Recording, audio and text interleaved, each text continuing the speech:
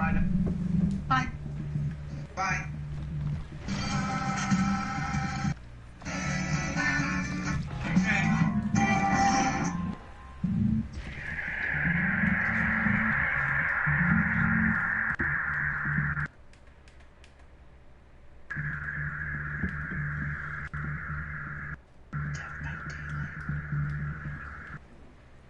Hello everybody and welcome to another episode of Death by Daylight. This is episode 10, Father's Slay. Thank you. I came up with that all by myself. Today we're talking about killer deities, and it's going to be a good episode. We've got Juan playing killer, and introducing the crew, because it's small today, at least until we can get some more people on. Jude should be here, maybe Jesus, but the guys that are down to clown right now, I've got Ernie. What's up, buddy? What's up? It's actually going to be some zaddies that are killing people. yeah, zaddies, not deities. And Juan, how are you doing, buddy? I'm pretty good. Hope everyone's having an awesome night. Good. Nice As you see, Juan's charisma is gonna pick up the slack for everyone not being here this evening. My charisma. We are also gonna have Darrin on next week. We promise he's gonna be back. So we'll have a full house next week. We'll have entirely too many people next week. But for the next 21 minutes or so, you've got the three of us. So, what's everybody drinking? And by everybody, I mean the two of you. So I'm drinking a Montucky Cold Snack Lager, buddy. Montucky Cold Slack Lager. Lager? Sorry. What? I don't. Lager. Oh, Cold Snack. I was like, holy shit.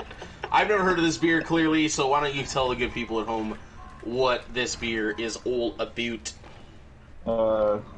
It's a lager, it's cheap, and it tastes better than Bud Light. Taking shots of Bud Light, are we? Why does everyone hate Bud Light? Because it tastes like shit, buddy. Okay. Just school this man. Yeah, I'm genuinely asking, like, as Hispanic men, we should be inclined to Bud Light, but it really just isn't. It's just not good. It tastes like water. Tastes like nothing almost. And there's a lot better beer out there that you can just pay a little bit more for and have a great taste. Juan, you're not drinking. We know that, right?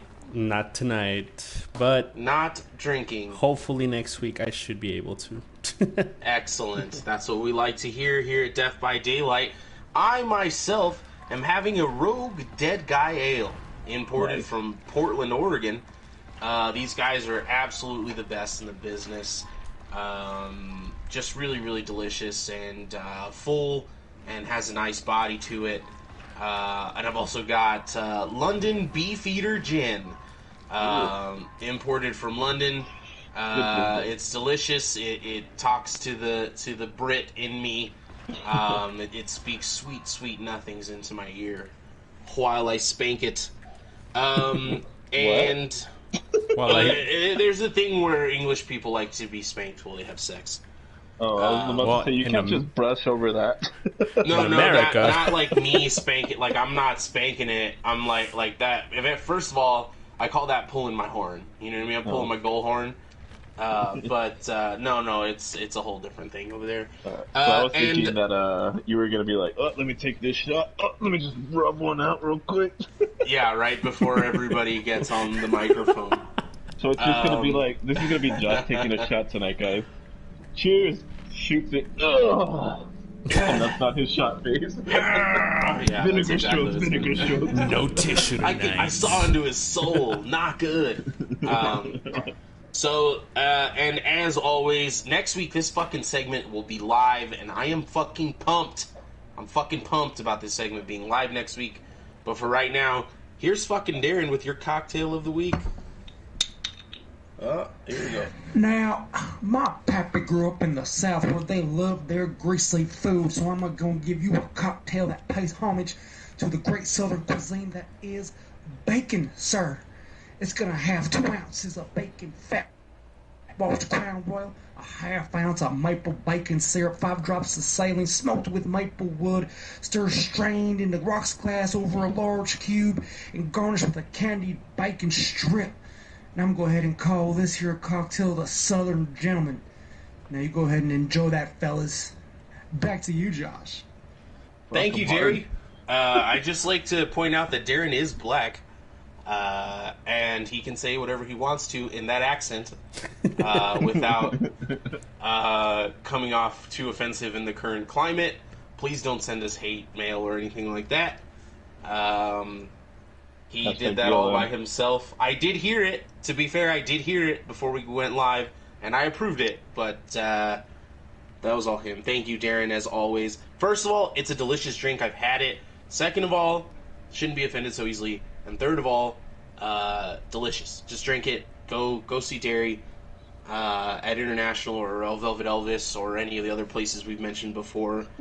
We got Luis here. He's here for the daddies, and Megan here as well. Her dude. What up? Luis is a daddy.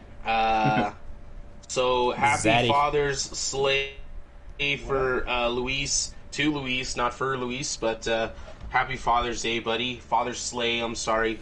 Megalus, how are you? Yeah, he's an actual dad. I know his daughter. I love his daughter. It was her birthday a couple days ago, and I sent her a gift, and she's a very bright young lady who will be going into her first year of school if we ever go back to school.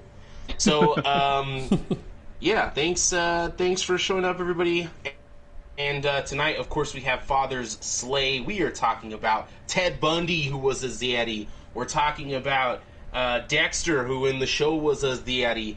And we're talking about Richard Kuklinski, who was as the Eddie in real life, and then also in the movie played as the Eddie by the amazing Michael Shannon, who can be my the Eddie if he wanted to. And Winona Ryder also in that movie. What a fucking rocket she is. But we're going to get to all of that. But first, of course, we've got our drinking game. We've got our feature segment. We've got White Claws and beers and shots, and we've also got Juan and medications. Trapper. Yes, you don't have to tell people. Oh, I'm telling people. That's your own private business, buddy. Oh no, it's for pain relief. That's why it's like pain meds. So Juan's wife was his daddy last night, and so he's on some pain medication today. They like to do what we call role reversal, but we're not going to get too much into that. So tonight, Juan is going to be playing the Trapper. He's going to give you a little bit of backstory here in a second after I explain the rules of the drinking game. If this is your first time joining us, the first time so the second kill, we're going to take a shot, and the fourth kill will take a shot. If he gets that far, if not, we will berate him and belittle him and make fun of him. And if he gets that 4K, then we'll all take 2 shots very happily together. You're more than welcome to take a drink anytime you want, but of course, we encourage you to take a drink if he gets a hook, or I don't remember the other one, so just if he gets a hook, you're more than welcome to take a drink. Oh, on the first and the third kill, of course, you're more than welcome to take a drink as well. But we're going for those big money shot kills. That's what we're after today. And are you ready, Juan? Are you ready to tell these good people about the Trapper? Yep. So the Trapper, basically, this dude, what's his real name? Evan McMillan. That's right. He was a heir to a lot of money because his dad and him they owned some estate and whatnot. I'm sorry, a hair. His dad. His dad. His dad. I believe he's an heir. An heir. Whatever. Okay. All right. Go ahead, please. Oh, Josh, I feel stupid now. Thank you. I'm just kidding. So yeah. Continue from his. Anyway, daddy. Evan McMillan really looked up to his daddy, and Daddy. he really looked up to his zaddy, who was a very rich man, and they ran an estate where. It doesn't really tell you what they did for a living, but they had a lot of money, and his dad was going crazy, and then suddenly his dad snapped one day, and he had several of his workers go into some tunnels, and they locked them in there, and they detonated some explosives in there, killing all of them. Holy shit. Yeah. The only thing that I don't know is why he's a trapper. But anyway, this guy, the way he gets his victims is he actually sets bear traps. So nice. Basically, when survivors are running, they will hit those. They'll get stuck in those bear traps, and then that's when you can go hit them. But yeah, it's crazy his story, how what happened, but it doesn't explain to you why he is how he is and why he does it how he does it. Which he's essentially supposed to be like a knockoff Jason, if you can't tell by the way he looks. Yeah, I believe he's like the original Dead by Daylight yeah, he's a face, killer, right? But he sucks. Yeah, he sucks. You would think that the original killer would have, they would have added a bunch of lore by this point, but I guess it's good enough. It's really like a paragraph long description on this guy. Show the good people. Yeah, so sometimes we have killers that have so much lore that we can't even go over the whole thing. Like sometimes we almost skip over it because there's so much going on. But this guy, real simple story, straight to the point. I love it. Juan, why don't you go ahead and jump in that game, and we will commence with the drinking game part of our evening here on Death by Daylight.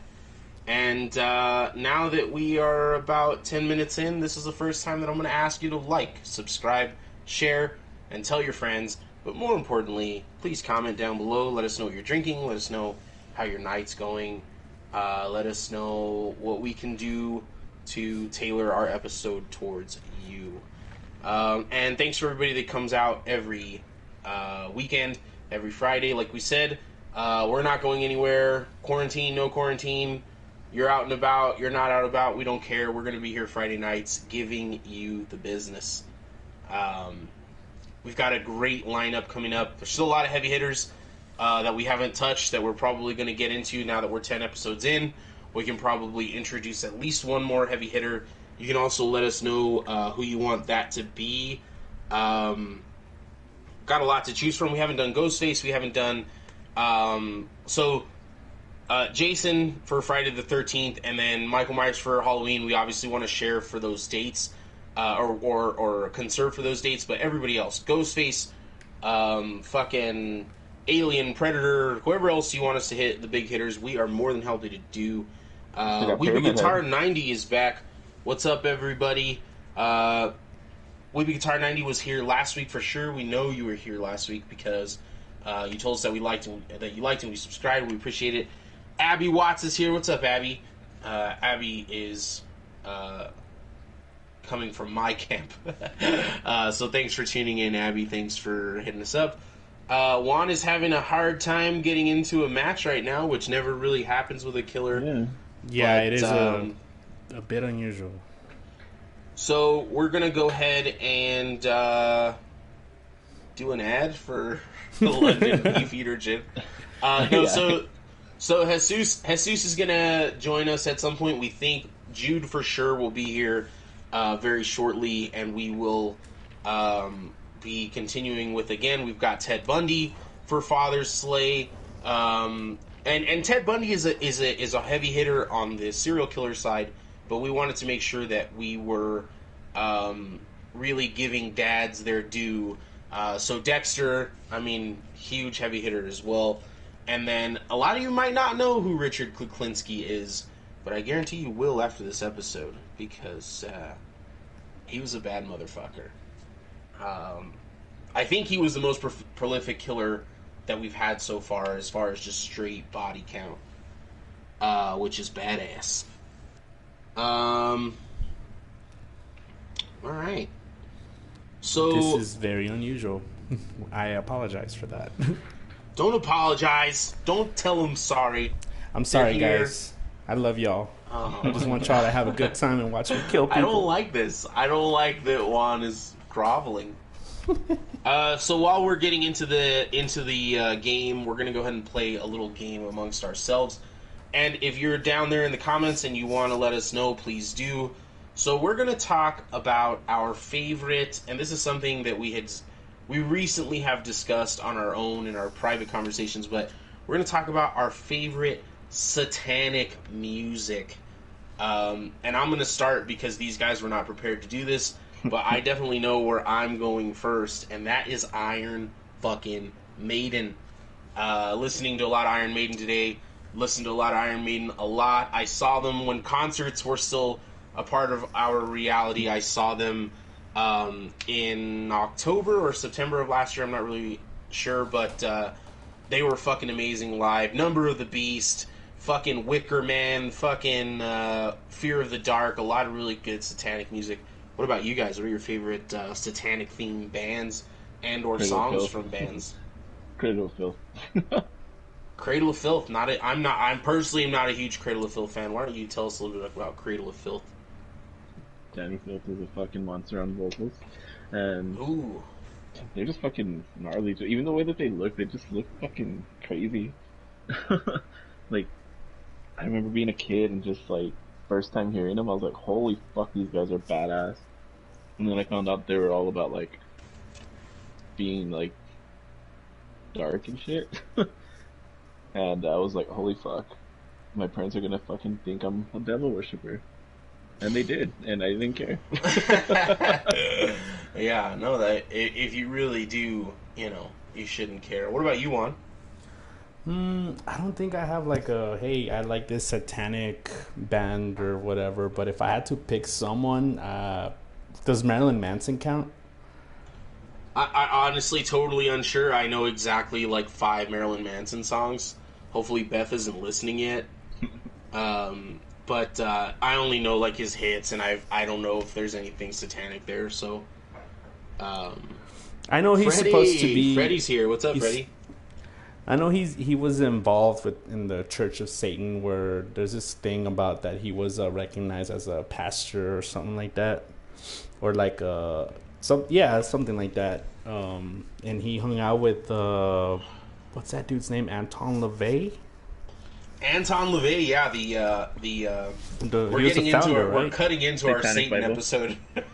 We're cutting into our Satan episode here a little bit, but yeah, Anton LaVey, the writer of the Satanic Bible, Which you all should fucking read it. It's not a fucking Bible telling you to fucking worship Satan. It's telling has you very fucking little to do cherish with yourself. Satan. Yeah, it's telling you to worship yourself. Don't Yeah, listen to it's people thinking it's fucking tell you to fucking worship the devil. There's nothing about the devil. Yeah, it's a philosophy book basically, and it's a fantastic philosophy book at that. Ladies and gentlemen, speaking of the devil, literally, welcome, Jude. Can you hear us, buddy? I sure can. Can you hear me? We can Yes, hear you sir. just fine. We are talking about our favorite satanic music. What do you have to offer? Favorite satanic music? Like Yeah. Deicide? Sure, if that's what you want to like pick. Deicide. I didn't even know they were. I mean, that dude burned a fucking cross, an upside down cross on his forehead, so I don't know how more Yeah. satanic you could get. That's pretty fucking metal. It is. But I wouldn't say they're exactly like, I don't know. I don't know. To be honest, I really don't even keep up with artists like that are practicing like Satanism anymore, so I just listen to their music. It sounds brutal, I'll fucking listen to it. Well, so to give you some reference, mine was Iron Maiden, and Ernie's was Cradle of Filth, so it's not exactly current. But Yeah. Yeah, same with Deicide. They're pretty old. They're 90s. 90s Yeah. dudes, you know? They're all dads. I mean, they sound fucking metal. And they're all dads. That works perfect for our episode theme today. We were waiting for Juan to get a match for some reason. So I don't know what the usually fuck's up with the matchmaking. I mean, maybe we can try to run 3-man Survivor to start it off. Sure, let's just get out of a loading screen and get to our topics for today. Let me pull this up, Jude. I'll send you an invite. I don't know why Juan's loading isn't working. Yeah, that is. It's just like, fuck this guy trying to Right. do this. I've never had any issues with Killer. You drinking tonight, Jude? Right now, I'm drinking a melon cart. Oh, nice. Oh, delicious. Enjoying the melon cart and a pineapple cart, Pineapple mixing carts are them. tasty. but I've got those. Do you like the mango carts? The mango carts, I like them. I think they're pretty. I like them with the. I know this sounds weird, but with the chili rim, because it Yeah. reminds me of like a one of those Mexican paletas. Yeah, it tastes exactly like that. Fucking It amazing. tastes like a mangonada. That's what it is. Mm. That sounds delicious. For anybody at home who is not either from El Paso or just a little bit Hispanic, we are talking about some delicious drinks. A little bit of chamoy, a little bit of a chili rim with a mango cart. Fuck, that's good shit. Would you kill someone for a mangonada? And if so, how would you do it? Would I kill someone? No. I mean, they're good. But No. kill somebody and then fucking go to jail and never have another one? Like, I'll just wait in line with all the other people at the swap. If it was like the last bottle of chamoy on the planet, maybe. Because I imagine if it's the last bottle of chamoy on the planet, things have gone very wrong for us and we're killing anyway. But I always have a bottle of chamoy in my house and fucking always getting ready for a little fucking peach or some mango or some anything. He goes, name a motherfucking fruit. That shit, just slather that on there and it makes it better. This is what Death by Daylight has devolved to because of technical difficulties. Well- We're talking about chamoy. I don't know what's up with the game right now. It's Juan was not showing up on my end. And when on we mine were it was together. showing. Yeah. Well, How's let's just go about ahead and Yeah. let's just jump into our topic, and then if we can figure out the game, we will get there. Oh, wait. You know what? It's Here happening. we go. Yes. It's happening. Yes. I've never been so fucking relieved to There we see go. a Death by Daylight loading screen as I am right now. Son of a bitch. Abby says, I don't think I've ever had that. Must be serious if it's worth murdering people over. It is. Yeah. It is worth it. Chamoy is this blending of spicy and sweet and delicious. The texture, I mean, it just makes everything better, like fruit-wise. Like, you just, even if you're having like a michelada, put a couple of peach or mango slices in there, drizzle a little chamoy, guarantee you the best thing you've ever had in your life. It goes good with murder as well. So if you With murder! you pair Because it it with looks murder, blood red. it's so good. Yeah, Yeah, 'cause if you you fucking could kill just, somebody and you're like, I want them to think this is chamoy. Just, drizzle it on the body. They'll be fine. They'll be like, oh, they were eating a mangonada and probably slipped. same color, same consistency. This person had a heart attack while they were eating a mangonada. I'm a not mangonada your stabbed ass. 40 times. I'm a mangonada your ass. The fucking So we detectives are, gonna be like, well, how do you explain these stab wounds? He fell on the knife when he had a heart attack, and he enjoyed his mangonada. Yeah, I mean, what a way to go, having a mangonada. So Juan is about to get into the episode. Jesus fuck. He's about to get into the game again. Our drinking game rules, if you care to follow along at home: taking a shot on the second and fourth kill, take a drink on the first and third kill, and every time he gets a hook, also drink whenever you want. You're adults. This is America, and you can do whatever you want. So, cheers, everybody. I was about to have us take a shot. If we did not get into this fucking game, I was about to take a shot, or have everyone in the ether take a shot, just because I was thirsting for it. What is what's that weapon you're carrying there, buddy? What is it? What is that? It's a machete. And Machete. another thing too, I am. Holy shit! He's got the new map. Yeah, that's not a good thing though. Yeah, because you don't know where you're going. I've never and shit. played this map before. Who is this map like associated with? Silent Hill. It's Silent Hill. Oh, fuck What? yes, dude. It's yes. the elementary school. I can't. I really can't see that well. Like I have to keep this up, so it's like I have to keep the comments up, so it's like a tiny thing on my screen. But Yeah, Luis, this is the DLC, and the killer is Pyramid Head. So this shit's fucking cool. Oh, Cause, someone's trapped. Sorry. when you get to the exit gates,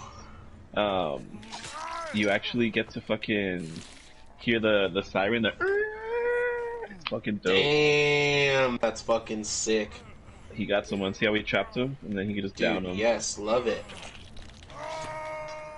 And I love Silent Hill, and we can guarantee that because of this DLC, we're going to have a Silent Hill episode coming up in the very near future. So, What I want to just say about that though is I don't want to fucking run like a baby build with Pyramid Head. I want to get good with him and practice with him a bit because he has so much technical things you can do with him. I don't want to. He's give y'all a shitty overpowered episode. from what I saw. He's not. He's He not. eats chamoy off your body. He does. Instead of actually like hooking you, he like gets a bottle of chamoy and just like puts it up your booty hole. Oh my god. nice. Yeah. That sounds kind of amazing. Like a reverse Sounds enema. technical. Yeah, exactly like a reverse enema. Dude, so I was watching My Strange Addiction, and there's this couple that is addicted to Enema? coffee enemas. Oh, bro, no. Dude, it was so fucking weird, bro. I am afraid to They're- know what the and hell. One of their moms, I can't remember if it was the chick or the dude, but they're talking to their mom, and the mom is like, so can you fucking stop, please? Because this is disgusting. And the guy straight up is like, look, I wouldn't trade the feeling of putting coffee straight into my asshole for anything in the world. And then at the end of the episode, they're straight up like, these people didn't stop.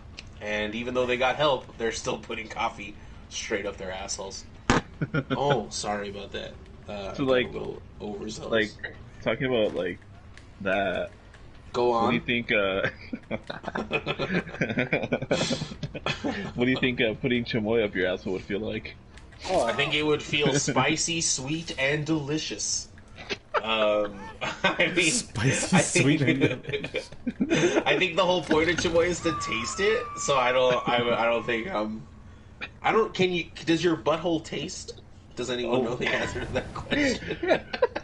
Hey, chat, can one of you guys Google if you can taste through your butthole, please? Or if you just know from personal experience, let us know. Can your butthole taste? No judgment around here. There's no judgment at Death by Daylight. You guys know us better than that. We're not fucking judging anybody out here. your buttholes know us better than that. Your buttholes are more familiar with us than to think that we're going to judge if they're tasting chamoy or not. Man, I had too many drinks before we went live. Well, This I'd This say has gone that, downhill in a hurry. I was gonna say for my birthday, Baby. if you guys could take a shot for me. Dude, yes! Holy fuck, Jude. Fuck. I had a soundboard and everything ready for this. I was gonna play fucking Old Land Syne, even though it has nothing to do with birthdays and has everything to do with New Year. Hell yeah. Yeah, so, everybody at home, Jude's birthday was a couple of days ago. We're not going to give you the exact date, but actually, I don't know if he wants to or not. I don't know why that would matter. But, It was the 17th on a Wednesday. yeah, so we're going to do a couple shots or just one shot for Jude. Again, I'm drinking gin. Actually, my first shot is going to be tequila because I'm finishing off this bottle. Wait, what the fuck's going on in the chat? They're saying that you can taste soy sauce through your testicles. Come What? again, literally. Ooh. They said that you can taste soy sauce through your testicles. So I'd have to pour. How much soy sauce do I have to pour on there? Do I have to dip it in a like? Yeah, that's what I was about to, like. Do you just let your balls rest in soy sauce? I was pulling up old Lang Syne, so... I have a bottle of liquid aminos. Will that work? immediately after this shot, we're gonna get right back into whatever the chat is talking about. Jude's birthday was this week, and I'm pouring up a shot of a Bullet 10-year. Ooh, I've never had that. And I'm digging that song.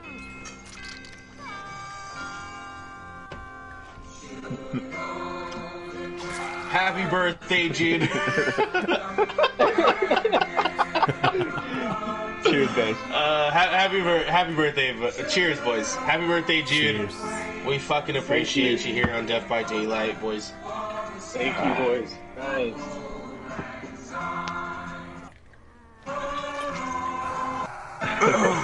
All right, that's enough. So, Back to this soy sauce thing. Luisa sent the video, Steamed. and you dip your balls in soy sauce. And then you can taste it?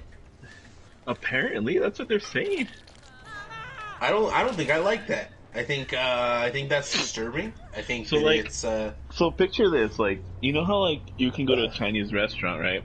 And you... you know how, like, you eat... you can eat the white rice, but it's really bland. But if you put too much soy sauce on it, that's a lot of sodium for your body. Like, can you just, like, get a bowl of white rice, dip your nuts in soy sauce, and then just start eating it and avoid all that sodium intake? Oh, so I know that if you drink beer through your butt, that you still get drunk. As a matter of fact, you get more drunk. How do you know this, Josh? Jackass. It makes your way into your bloodstream. I'm a child born in 1991. Jackass was fucking the Bible to me growing up. So Wait, did Juan just... Is he getting a 4K? oh boy, so he already took a shot at. Oh my god, I forgot to mute it again. Sorry. It's amino acid that's in the soy sauce. Fuck, he got a Mori. Oh, he fucked up the Mori. It's a more. There it is. When the moon hits your eyes. Your eyes. Guys, we have to take 2 shots, buddy. He's gonna get a fucking 4K? Is that what's happening? Yes, sir. He just 4K. Dude, Juan. I'm so fucking proud of you, dude. Wait, let me see the scoreboard real quick. Abby wants us to do it for science, to dip our balls in soy sauce. I don't have anything to dip in, but But you I have could. soy sauce. I do have soy sauce. Cup your hand, you fucking pansy. I could do that, bro, but I feel like so we my hands should. smell like soy sauce and balls. You know? I feel like we should table this and talk about the legal liabilities of doing it on air, and then maybe talk about it later. But Freddie is saying, what the fuck, I stepped away for a bit to get my food, and the first thing I hear is dipping nutsack in rice. That's how it works here on Death by Daylight, man. You can't miss a minute. Or we're gonna fucking be talking about dipping your balls in soy sauce so you can taste it in your mouth. So we gotta do 2 shots to the dome, guys. Yeah, we gotta do 2 shots. We're super proud of fucking Juan here. Really coming off some inconsistent performances here. I'm gonna give Juan's sports breakdown on Death by Daylight. You know, Juan coming out here with a couple of inconsistent performances right off the bat to start his Death by Daylight career. Couldn't really figure it out, but he found his swing here today. You just got to let him warm up a little bit as we go to the middle of the season. Really started batting, hitting those nice holes in the outfield, and really finding his swing. He's batting for his average, not for power. Was really trying to impress the crowd at the beginning, but you can tell that he is doing this for him. and really just showing up today, getting a 4K, bringing it home for the team, making everybody take 2 shots. We're proud of you, Juan. Let's go ahead and take that first shot. Let's go ahead and take this for all the Ziaddies out there. Let's go ahead and take shots for the Ziaddies for Father's Slay. Cheers, fellas. Cheers, everybody. Cheers. Oh, dear God. The second shot, we're gonna go ahead, Drew. I was gonna say, what is everybody drinking? I know Ernie's drinking Bullet. Anybody drinking anything different tonight? God damn it! We've already been over this. Oh, my bad. I wasn't there. That's all good. Hey, We always go over it at the beginning of the episode. my bad. No, so I'm drinking London Beefeater gin. I'm also having a Dead Guy Ale from Rogue, imported from Portland, Oregon. Juan is drinking nothing, and Ernie is... I can't remember the name of your beer, dude, so you're going to have to tell him. It's a Montucky Cold Snack. Nice. A Montucky Cold Snack. Apparently from Montana and Kentucky. Yeah, it is actually. So, I'm shooting a new whiskey today. I'm shooting Calumet. Calumet Farm. Spell it for us, buddy. Calumet farm. Calumet. And it's What is it? 10 years aged. It's a straight bourbon whiskey. Kentucky Is it straight like- bourbon whiskey. Calumet It's like an straight American? bourbon whiskey. It's not Is it Japanese what? or something? No, this is American. All the way. Like, No, I don't fucking drink anything from over there. I have sake. You know, Nice. I could probably shoot that up my butthole after I dip my soy sauce. I just found a cup of rice in the fridge. So. Oh, dude, let us know how it tastes. But of course, only through your balls. So this next shot goes out to dipping your balls in soy sauce and taking Is butt that what chugs. we're toasting to? Yeah, we're doing it. I'm gonna For toast chat. to butt chugs because I feel like dipping your balls in soy chug. sauce is too on the nose. You have to do it for chat. Do what? Take cheers to dipping your balls in soy sauce for chat. Sure, yeah, for the chat. Thank you, Abby and Megan. You've done this to yourselves. Cheers. Cheers. Ooh, that gin does not go down smooth.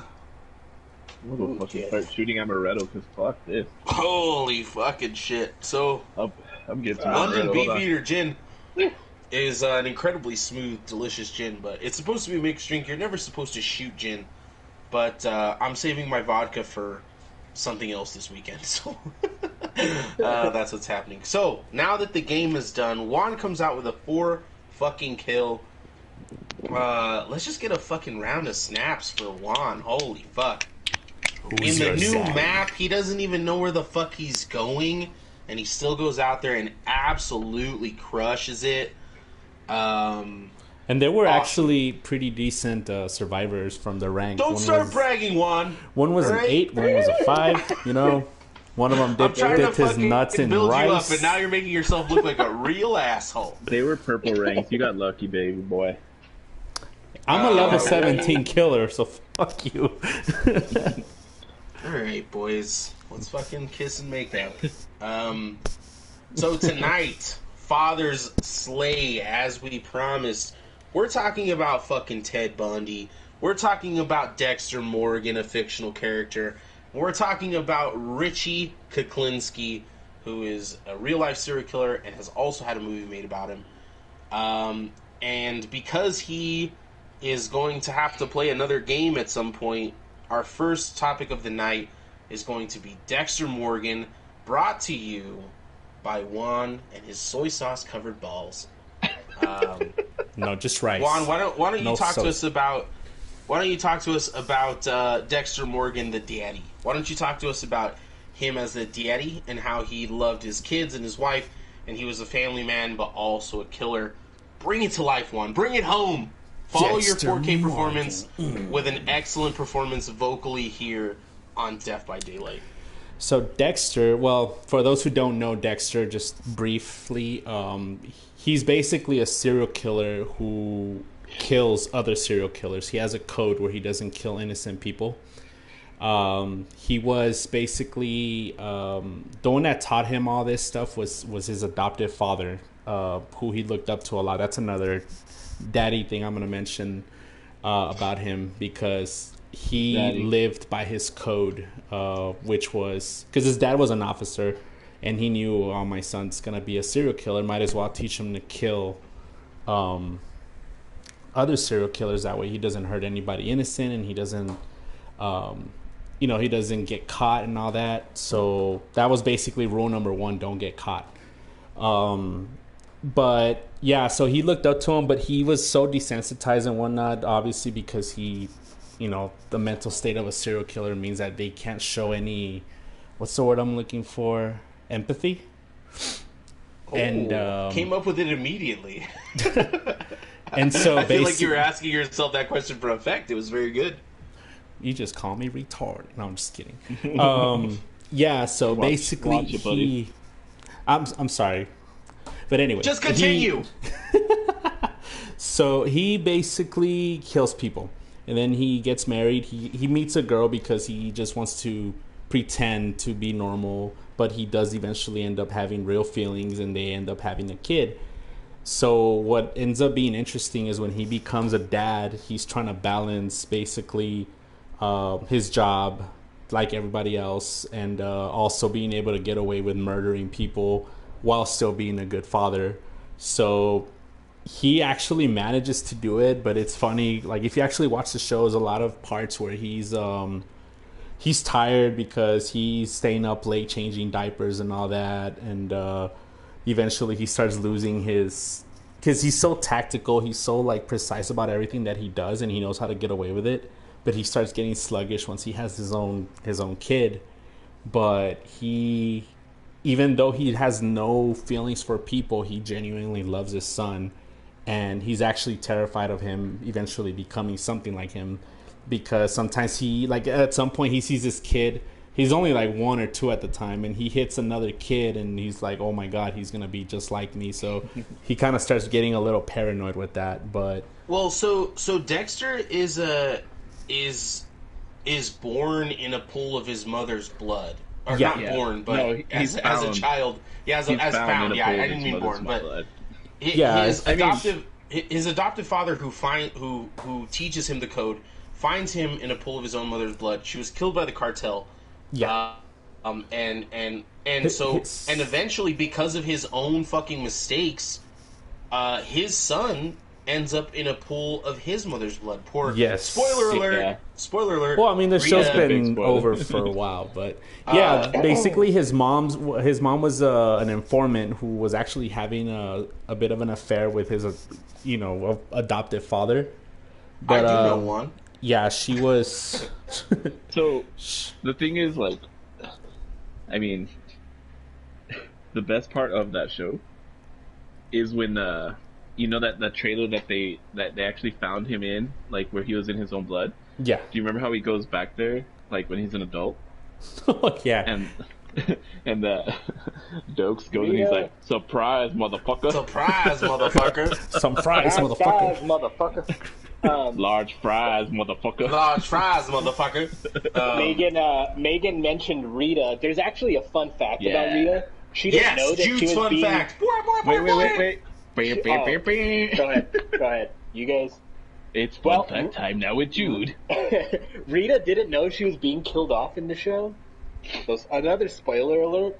But she didn't know until an hour before the fucking show, like before the script had come out. So I did not know that. So she made like a joke where when she was in the bathtub, she took in like a styrofoam fucking gravestone with her that said R.I.P. and she like pranked the crew with that, like floated up on top of the little bathtub. And also, that was fun fact time and now with Jude. Yeah, just real quick, Dexter did influence a murder in 2009. Several murders. Indiana. Really? Probably a few. Well, one that I'm going to mention is in 2009 in Indiana, a teen. His name was Andrew Conley, and he strangled his 10-year-old brother. That's right. And built a Dexter kill room and was putting it online, and some guy named Johnny Altinger went into that room and he murdered him in that room. Yeah, And got arrested for it. So for the Dexter thing, we very well could end up doing a Dexter episode by himself. There's so much to unpack in those 8 seasons. It's such a well-written show. All the actors on that show are absolutely phenomenal. And it was just really well done. And so there's a lot to unpack here, but I think it's important to hit the parts where Rita has 2 kids going into the relationship. He initially chooses her to be his companion because she is a victim of abuse and doesn't want to be physical. And he also feels like if he's physical, if he has sex with her, then the serial killer is gonna come out, and he doesn't know how to deal with that. They eventually have sex and they have a kid and all that stuff. And he becomes very fond of her kids too, because he takes care of her kids for a while. Yeah, so he's like, not only is he a fucking dad, he's a model citizen dad, and he's a stepdad. What are you doing, step bro? Like he's don't say that. Don't say that. Hey, step bro. He's a model.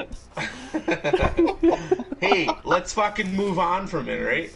He's a model citizen stepdad. Like he takes care of the kids for a while until their grandparents end up wanting to take care of them, and then he lets them take care of them.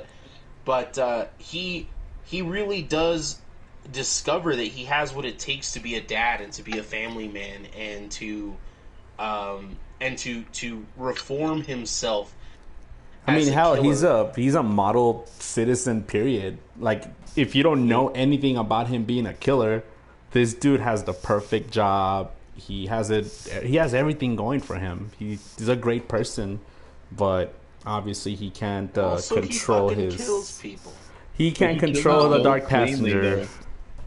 Well, and so I really do think we're going to talk about Dexter in his own episode.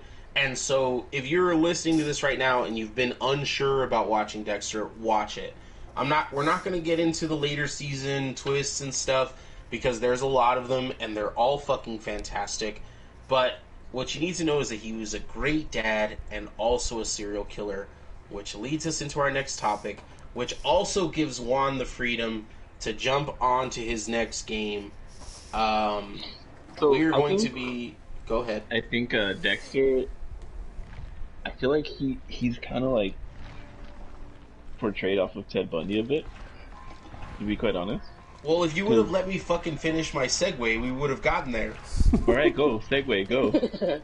Which leads us to our next I can't do it anymore. We're talking about Ted Bundy. Which leads us to our next topic. We're going to be talking about Ted fucking Bundy. Ted fucking Bundy was a... Ernie's going to be talking about Ted Bundy. Go ahead, I don't care. He's a fucking beast. Alright, do your segue in a Canadian accent and I'll go. So we're going to be fucking talking about fucking Ted Bundy after we talked about Dexter Morgan, and fucking Ted Bundy was a fucking nice guy. He had some property up in Ontario, a little bit south of Orono, had a cottage out in the fucking woods and made his own maple syrup and used to take it out to the villages sometimes, and he's a fucking good guy. And then we turned out that he was fucking killing co-eds all over the country and we really couldn't back him anymore. But I'll tell you what, he could have a beer with you out by the fire and it'd be alright. Alright, Ernie, go ahead and talk about Ted Bundy. I mean, that fucking, like, brings me to something, like, if you didn't know that he was a fucking killer, just Ted Bundy himself, would you have a beer with him? Because, I mean, if you see him as a person, he looks like a normal guy, clean cut, very fucking well dressed, and just looks like a normal citizen. Like, would you see Ted Bundy and be like, hey, let's have a beer, buddy? Yeah, I mean, the answer for me is going to be no. but without knowing that he killed people, though. No, so I think part of the whole Ted Bundy story is that he couldn't make friends, which is why he ended up turning into what, I mean, not the only reason or directly why, but part of his whole thing was that he could not fit in. No matter how hard he tried, he couldn't fit in. And I'm a fucking bully. Like, I'm not... You always hear... Like, when people die at their funeral, they're always like, he's the kind of guy that would see someone alone in a room, and he would go talk to him. You know? And I'm not that fucking guy. Please don't say that at my funeral. I'm making fun of that guy. I'm like, honestly, look at that fucking guy. in the corner. What an asshole! And then everyone laughs. Like that's the guy I am. So, but you're not wrong though, because I mean, he was bullied because he had a speech impediment. When he grew up. Oh, did he really? Fucked up. Yeah, he did. Boom! This is Ernie's fun facts right now. Yeah, and like the thing is, he could not make male friends. Like that just wasn't a thing with him. Like most of his friends that he had growing up were females. So I mean, I get like where you're coming from. Like, no, I wouldn't, because dude's probably a fucking dumbass or something, you know? But honestly, like that was his thing growing up, and that's kind of, I feel like that's kind of why he got so fucking crazy, because he couldn't make male friends. All he had was females, and I mean, he probably got fucking fantasies about him, and that's what made him go fucking crazy. Well, so I think your bigger point is that Ted Bundy was a very likable person. He was, though. And that go ahead, Jude. Well, the one thing that I was going to say was there was an incident with his aunt when he was 3 years old where she was awakened from a nap and Ted was standing, smiling by her bedside, and he had placed knives around her as she slept. And as he was growing up in adolescence, he took to stealing, breaking and entering, and peeping through windows. So he wasn't exactly like the top-notch person. In high school, he was arrested under suspicion of burglary and auto theft, but those records were expunged when he turned 18. So I mean, he also, when he was at camp, he used to make he called them tiger traps. And there was one time where he had placed one and it had just a bunch of sharp things shooting up. A little girl had gotten sliced by one because she stepped on it and sliced the whole side of her leg. So he did a bunch of fucked up shit as a kid, but I mean, they just kind of forgot about it when he grew up because he was so such a dapper gentleman. Well, and so another reason that for me personally the answer is no is just because I feel like I have a very good instinct when it comes to people. Mm-hmm. And as much as people like to celebrate Ted Bundy and, you know, he was good looking and all this other ridiculous shit, he's always been a piece of shit his whole life. And that's why he had a great career in politics. Because to have a great career in politics, you've got to be incredibly mediocre and you've got to be kind of a piece of shit. And Ted Bundy was both of those things. He was an unbelievable piece of shit and incredibly mediocre. And so when you go into, you know, people talking to him like he's... So let's go into the judge who at some point sentences him and tells him, it's a shame that I didn't get to work with you as a lawyer. It's a shame that you couldn't be something better. That's going to go into a whole other thing that's kind of uncomfortable to talk about, but we're going to say the word. That's white privilege, man. Is this guy that fucking brutalizes these fucking people, that murders these fucking women, that rapes these women, that at one point decapitates them, decapitates them, and puts makeup on these women, on their heads, on their decapitated heads. At one point, he took two. He was into necrophilia. Yeah, absolutely. I don't know if he fucked the head or the body, and I'm not saying that you're wrong. I'm just saying that me personally, I don't know. But so, and more than that, and not more, or actually not more, but in addition to that, at one point he killed a young woman and raped her while he made her friend watch. This kind of person does not deserve any kind of praise.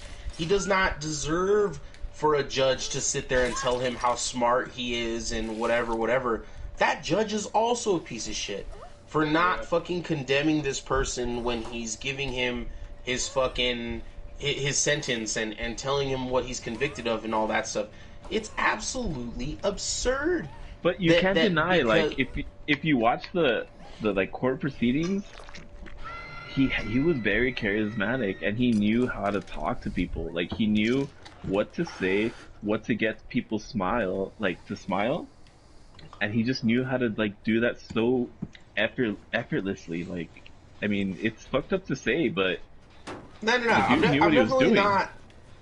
I am not arguing with the charismatic part. His charisma, his ability to manipulate, and the fact is that those two things alone, if you analyze those two things very closely, he is a genius. He is if you were to measure his intellect, I'm sure that it would top out somewhere near genius because,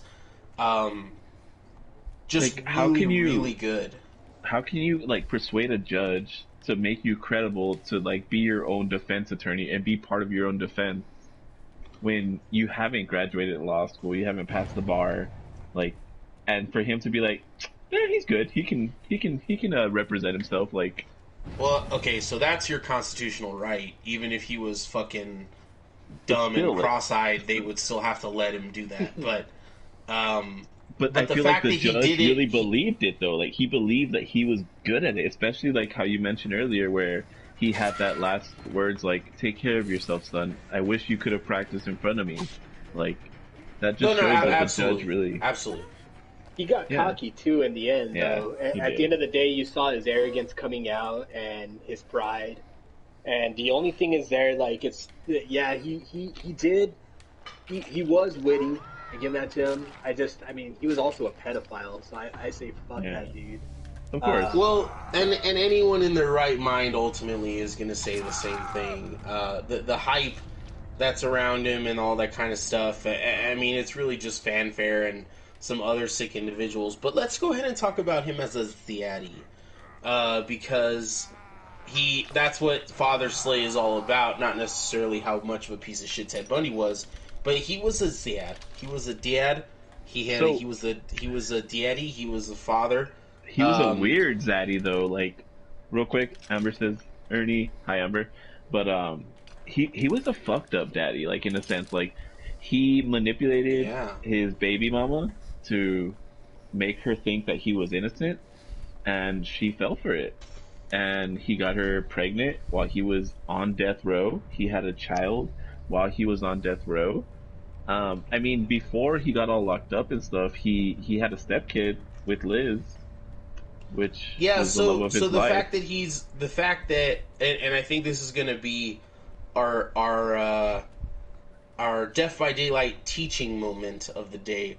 Just because you're a father doesn't make you a daddy, and he was a semen donator. You know, like, he technically had children, but he wasn't a good dad. He wasn't there for them. Daddy wasn't there. Fucking, Austin Powers. Like, he wasn't a good dad. He didn't take care of his kids or his family. He only cared about himself infinitely. I mean, he made Liz think that he was a good person and took care of her kid to an extent. But, I mean, on his own kid, there's honestly no way that he can be a dad, though. Because he was, like, gonna get killed.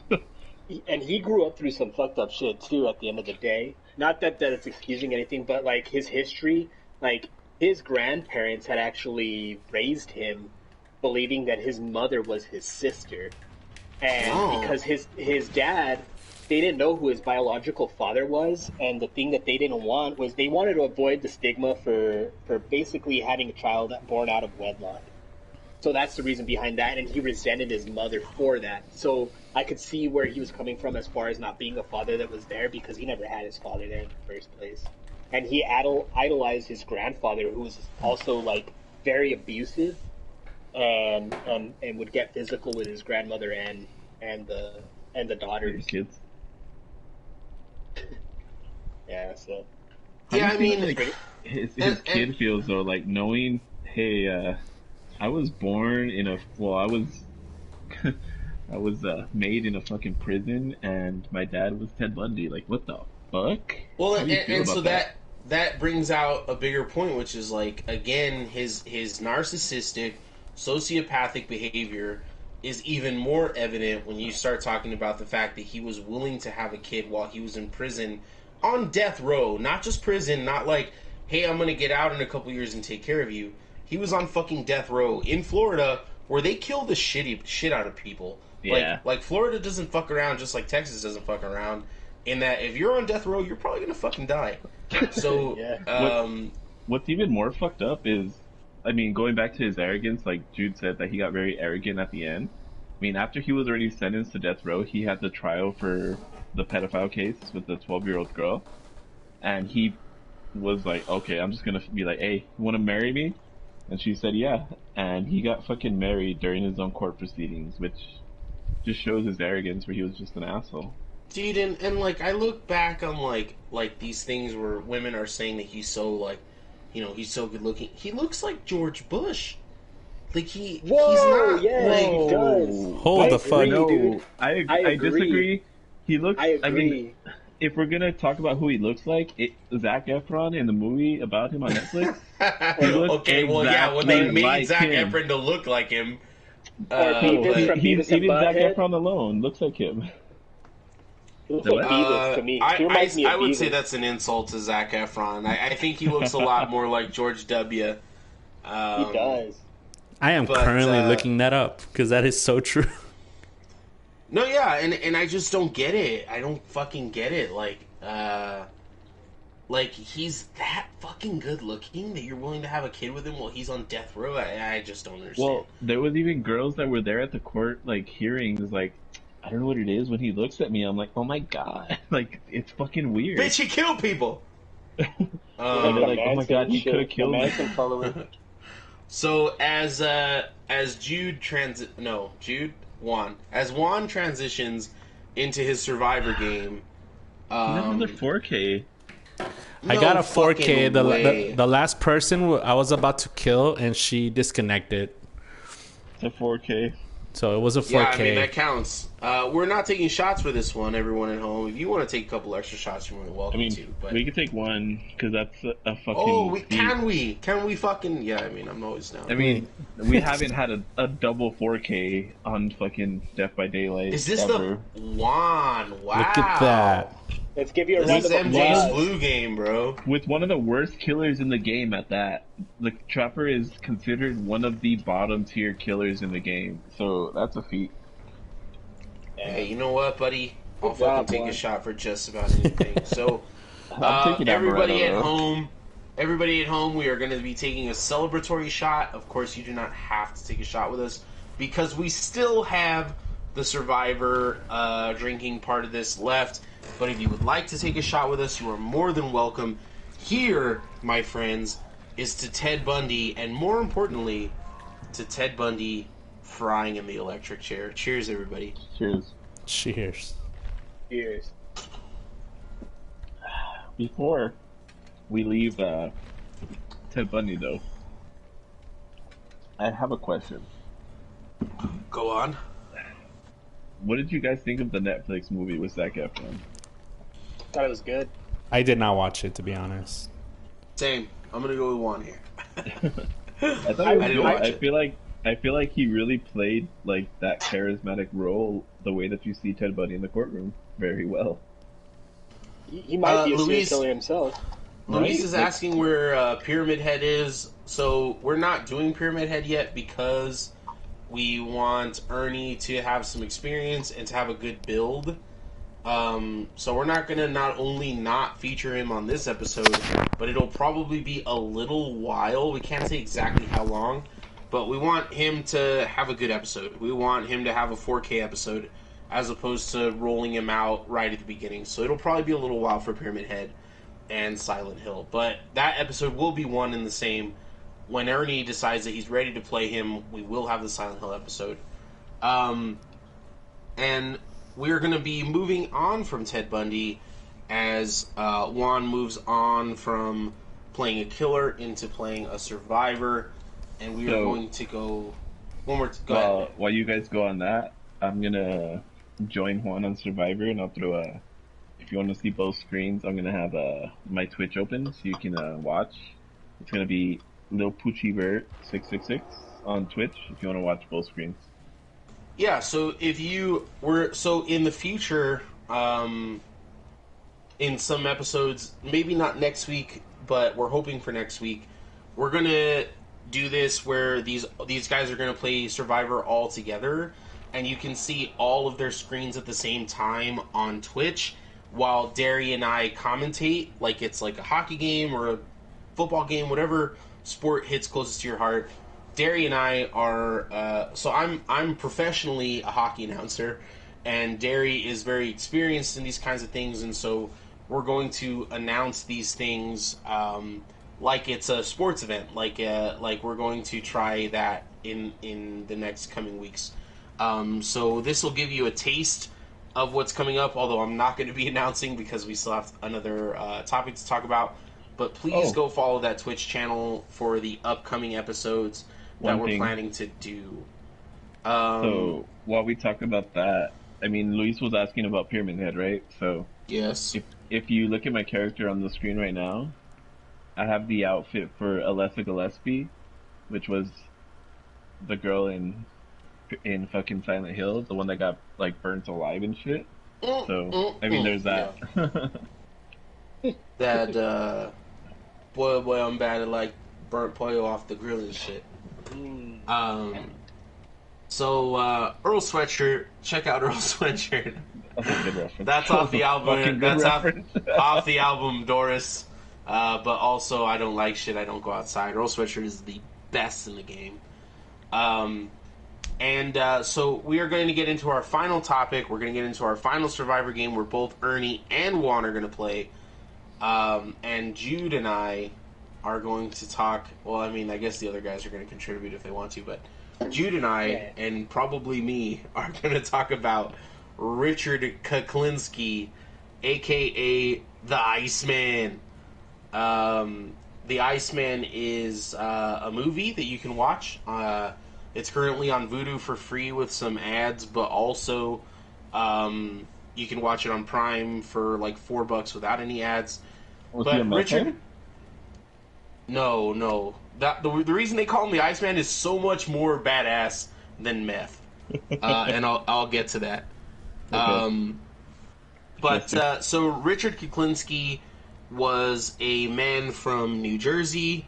That is. So I'm gonna lead. I don't want to bury the lead in that. I'm gonna give you his body count before I get into anything, which is so they estimate that he killed between 100 and 250 people in his career as a hitman.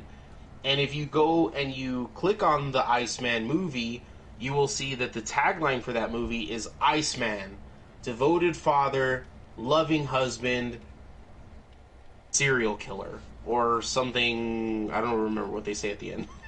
But he ends up killing so many people while simultaneously maintaining a family who he loves and cares about, and he gives them money and he sends them to good schools, and all of them are going to insist when he gets caught, they're all going to insist that they had no idea that he was committing these crimes. And it's absolutely incredible because there's so much. How do you kill 250 people without your family knowing about it? If I leave the front door, I get 3 text messages. Where are you going? How are you going there? Like how does it even settle in your head that you are going to go commit murder while out somehow? It doesn't make any sense. And this guy was... his story starts off as he's just a normal dude. Like, he was known as kind of being tough. He's a pool shark, so he has to be able to beat up people when they take his money and all that. But he's discovered by a crime boss and who hires him as a hitman. He has him kill a homeless person right off the bat.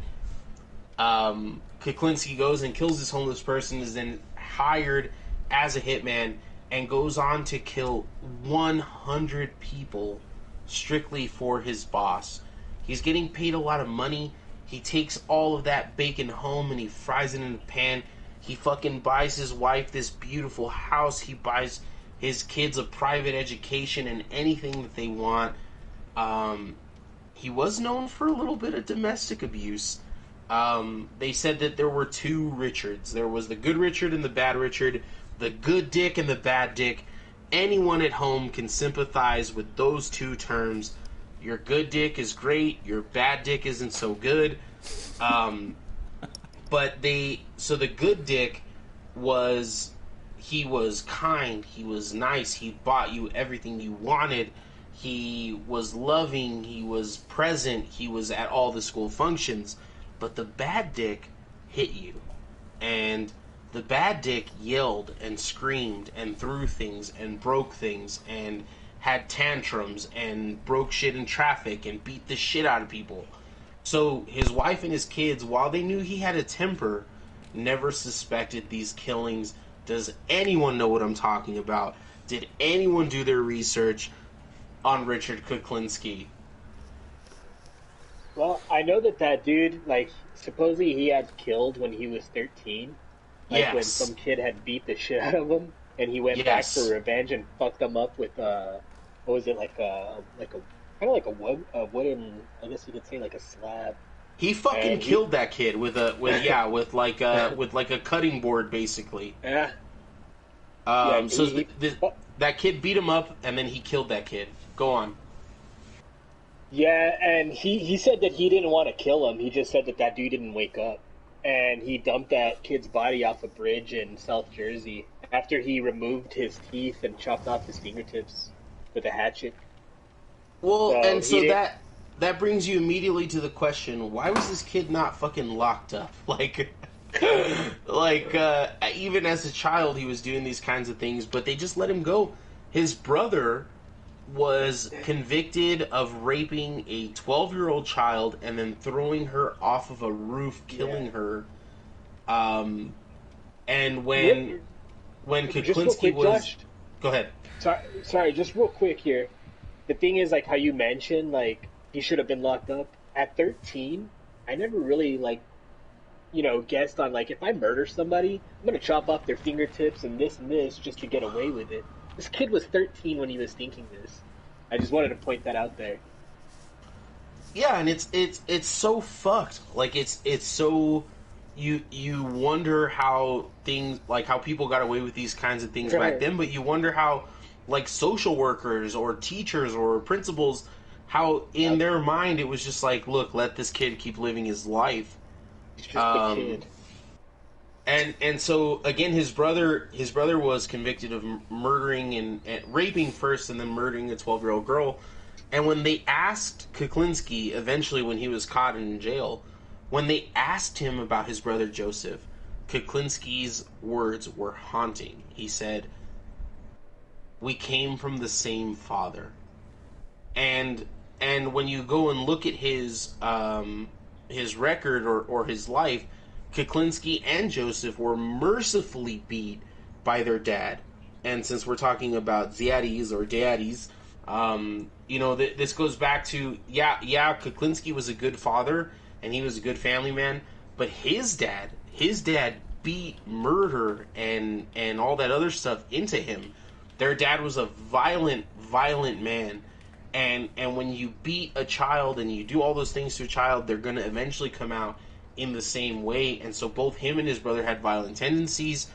He eventually would die on the same cell block as his brother, who told his brother at one point, when Kuklinski was at like the height of his prestige and had a bunch of money and had the house and all that stuff, his brother Joseph would tell him, "Look, you're going to end up right where the fuck I am, because you're no better a person than I am.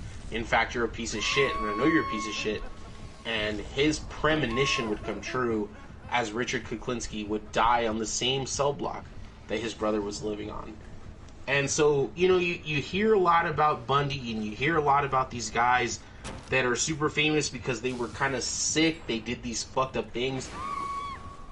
Richard Kuklinski murdered way more people than Ted Bundy, but you don't hear about it because it's not as gripping of a tale, and you don't hear about it because the people that he murdered were not co-eds, young women. They were older people, they were hitmen, they were mob people that people expected to die anyway. You know what? He was connected. You know what? He was a drug dealer. He deserves to die anyway. But Richard Kuklinski, absolutely prolific. And so we've got two guys that are about to play. Jude, you're the only one listening to me at this point. What do you think about Richard Kuklinski? Well, what do you think's worse though? Like young co-eds or old people that are about to die? Young co-eds. It wasn't old people strictly. It was just older people who were connected to mafia and whatever else. And mostly it was men. He did not.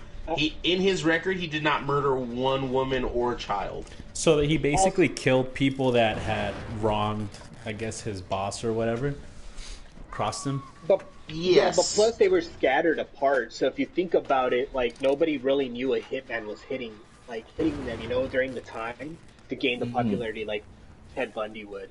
So like Ted Bundy, all these things were happening like in a series, and there was just a pattern. This man was more like he had made a comment like on what it was like to even kill people, and he said that like he said, "My friend, there's more than one way to do it. There's more than one way to skin something." That's his thought on murder. So like I'm pretty sure all his victims they were probably thinking were from a different killer. We didn't find out until he confessed to it. As Bundy, you know, like he had that heat against him at one point. It all came out together and pointed towards him, and he accepted it. Plus, I don't know how, like if they were to fully release that we have like, you know, a crazy ass mafia, like how extreme that they can take care, like I don't know, just how extreme they are in general. I feel like it would be like a public scare to know that there's like people just getting hits on them. You know what I mean?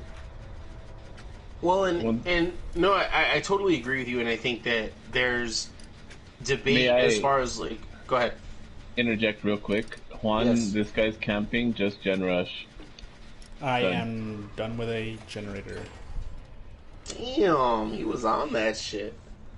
Yeah, no, I think that because it's so easy as a society to like look at a name in a paper. If it's this 24-year-old girl who is at college, you're like, okay, what the fuck? But if it's this guy and you read he's 35, he's been connected with the mafia his whole life, there was a little bit of cocaine in his pocket, then you're like, you know what, fuck him. And so that's where Richard Kuklinski lived. Like that's where he made his money, was that people ultimately didn't give a fuck about the guys he was killing, except for the people that were involved, and they were the ones hiring him.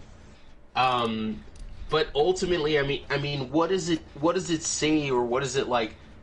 Do you think it was harder for Ted Bundy to murder 20 young females as it was for fucking Kuklinski to murder 250 men?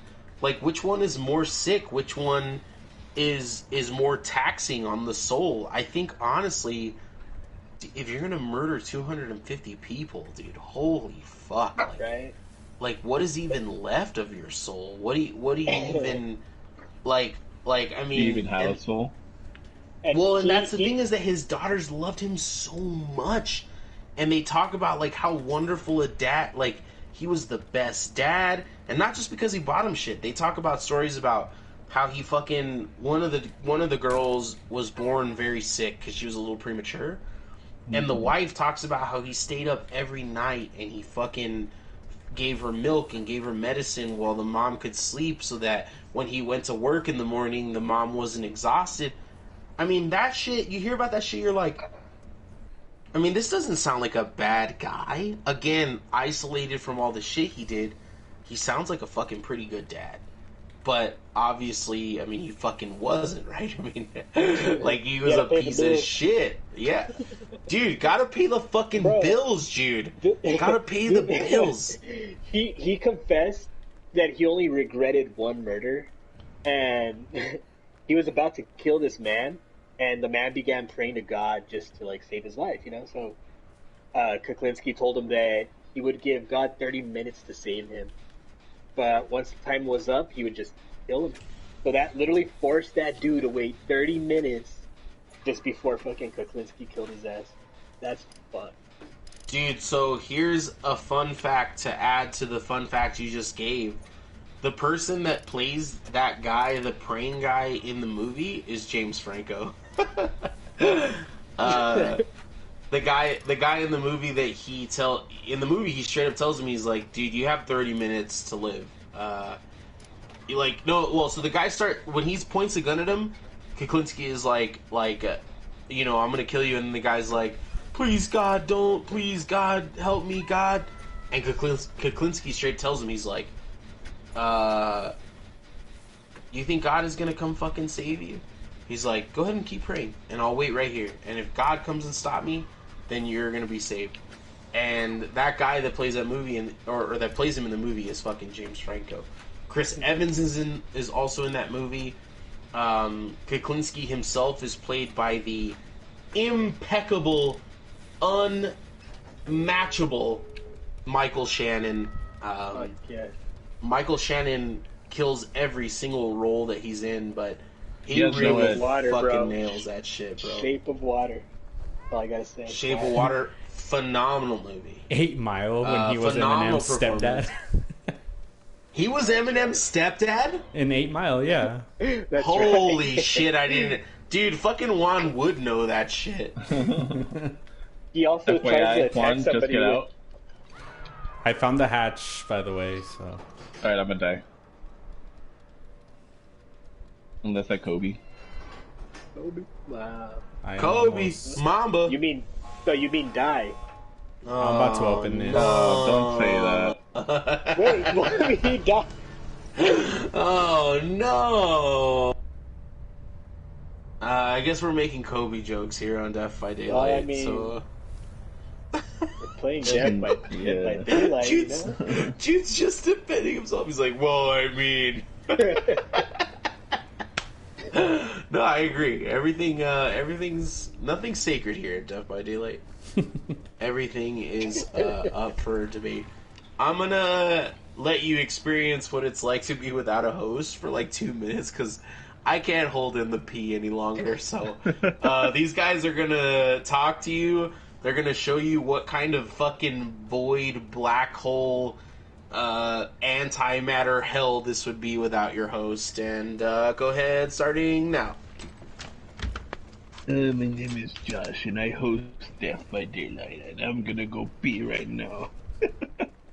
But if you guys saw... well, anyway, how do you feel about the killings that were performed by... No, I'm kidding.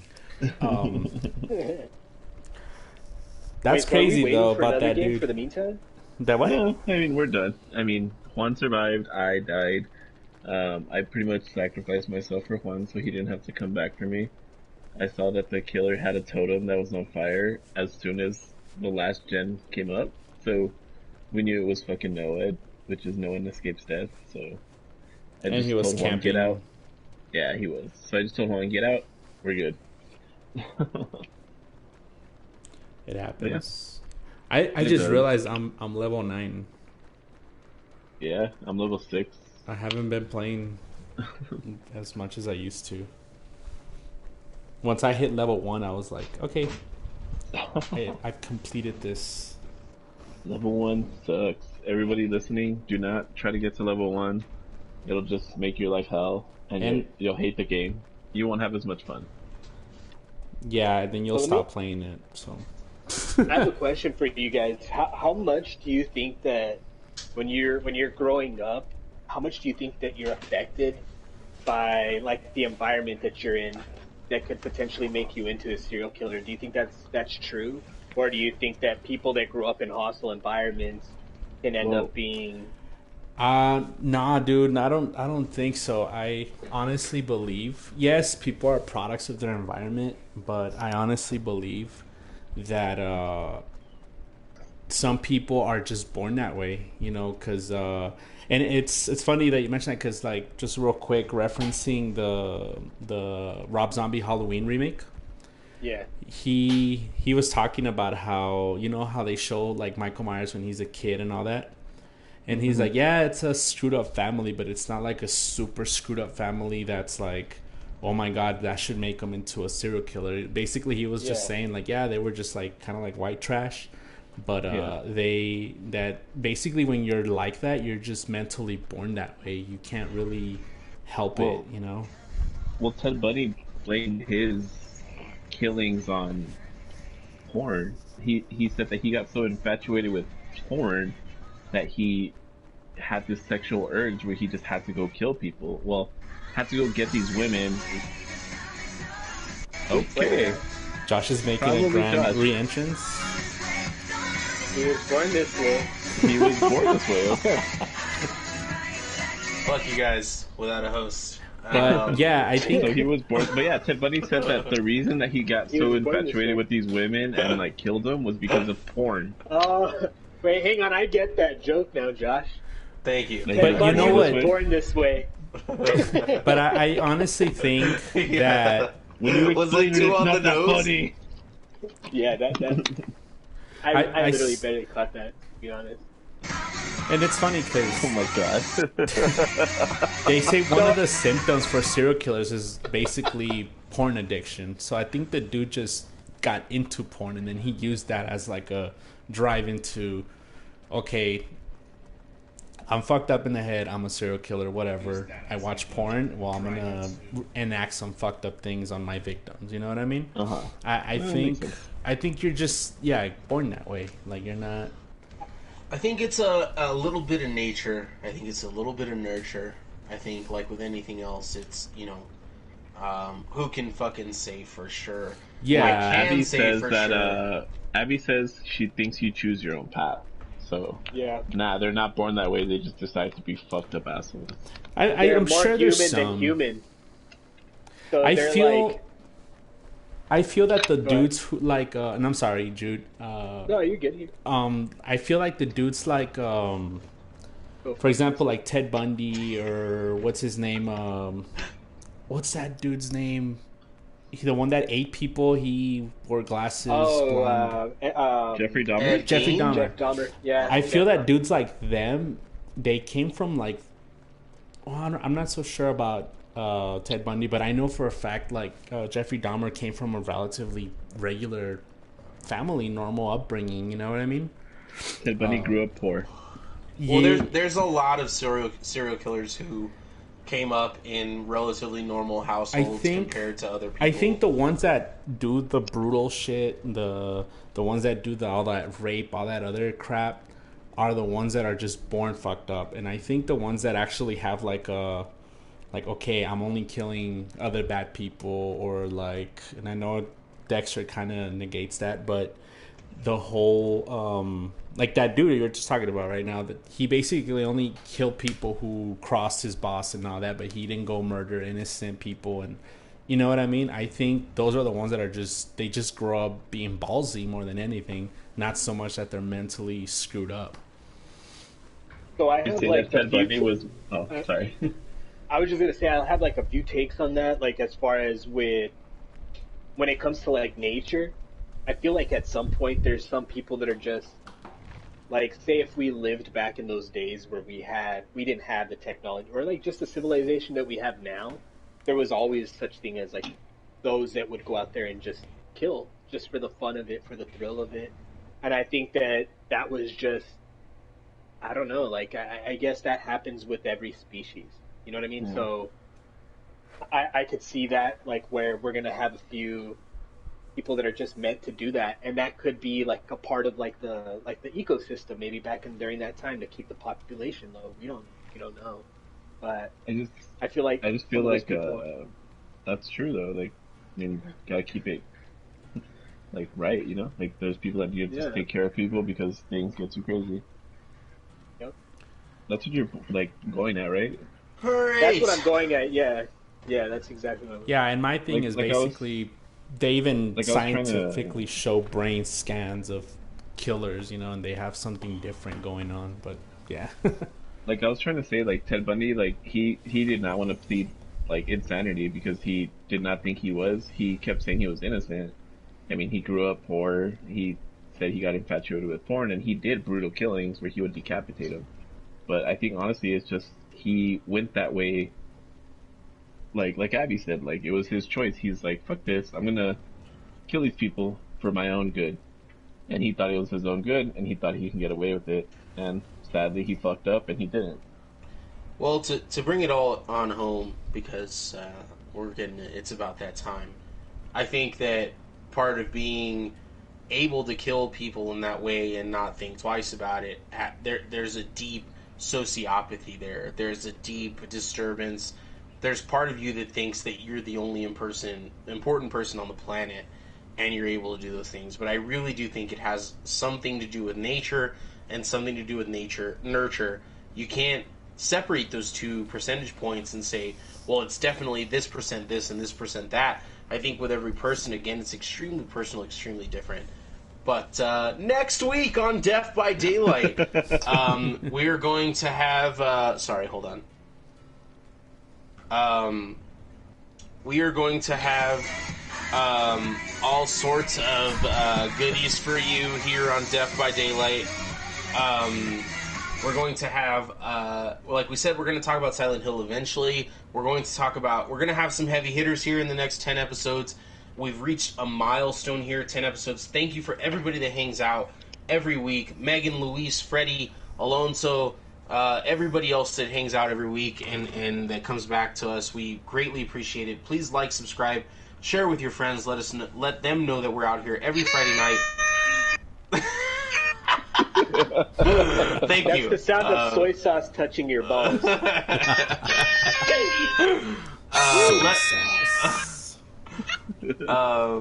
Let them know that we're out here. We're out here every Friday night, but you can always go back and listen. Please go back and listen to our episodes, even if you didn't get to participate live. We're going to make an announcement soon, hopefully in the next couple of days, about what our next week's episode will be. But again, heavy hitters are coming up, both on the fiction side and the non-fiction side. Jesus is back next week. Darrin, the return of Darrin, is next week. We can't wait to have him back.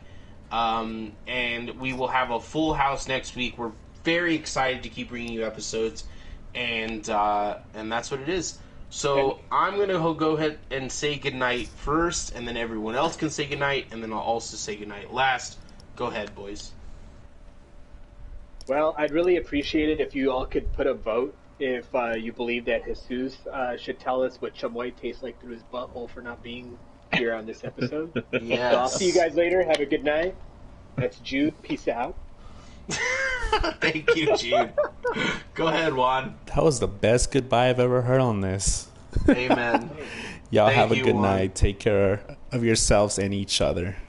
Ernie, go ahead. So I need y'all to go ahead and follow us on Instagram at Death by Daylight. I will be posting something for y'all to vote if Jesus needs to take chamoy in the butthole. If we get enough likes, he will do it. So yeah, let's get it. This sounds Peace out, y'all. dangerous and like a very legal liability, but I'm going to go ahead and jump on the train for now until I know better. Thank you, everybody, for tuning in. We will be back next week. Thank you, everybody, for liking and subscribing and sharing with your friends. And we will definitely tell you what we're going to be coming back with next week.